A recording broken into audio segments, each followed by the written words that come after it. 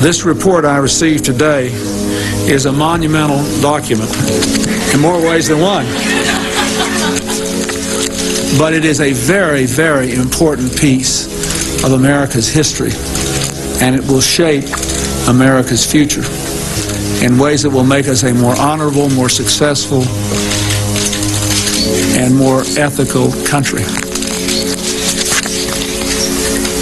What this committee learned, I would like to review today with a little more detail than Dr. Fraden said, because I think it must be engraved on our national memory. Thousands of government-sponsored experiments did take place at hospitals, universities, and military bases around our nation. The goal was to understand the effects of radiation exposure on the human body. While most of the tests were ethical by any standards, some were unethical, not only by today's standards, but by the standards of the time in which they were conducted. They failed both the test of our national values and the test of humanity. Informed consent means your doctor tells you the risk of the treatment you are about to undergo. In too many cases, informed consent was withheld. Americans were kept in the dark about the effects of what was being done to them. The deception extended beyond the test subjects themselves to encompass their families and the American people as a whole. For these experiments were kept secret, and they were shrouded not for a compelling reason of national security, but for the simple fear of embarrassment, and that was wrong.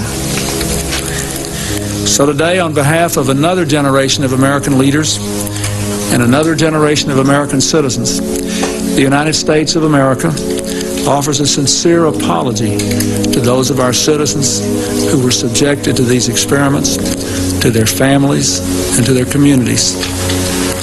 When the government does wrong, we have a moral responsibility to admit it. The duty we owe to one another to tell the truth and to protect our fellow citizens from excesses like these is one we can never walk away from.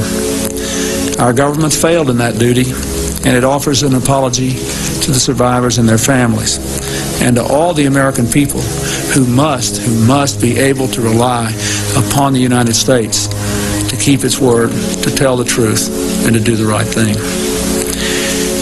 Make no mistake, as the committee report says, there are circumstances where compensation is appropriate as a matter of ethics and principle. I am committed to seeing to it that the United States of America lives up to its responsibility.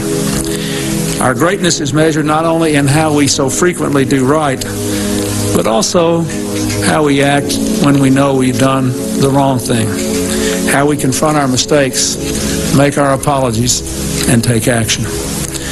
That's why this morning I signed an executive order instructing every arm and agency of our government that conducts, supports, or regulates research involving human beings to review immediately their procedures in light of the recommendations of this report and the best knowledge and standards available today, and to report back to me by Christmas.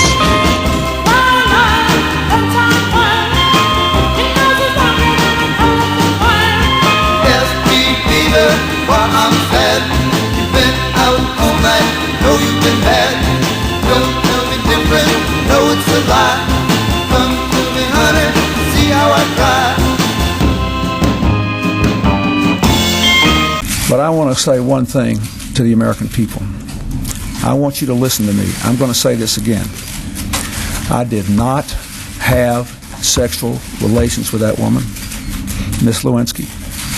I never told anybody to lie, not a single time, never. These allegations are false, and I need to go back to work for the American people. Why must you hurt me? Do what you do. Listen to me, girl, can't you see I love you? Let's see, how can I think about the most stupid thing I could possibly do and do it? Make a little effort, try to be true. I'll be happy, not so blue.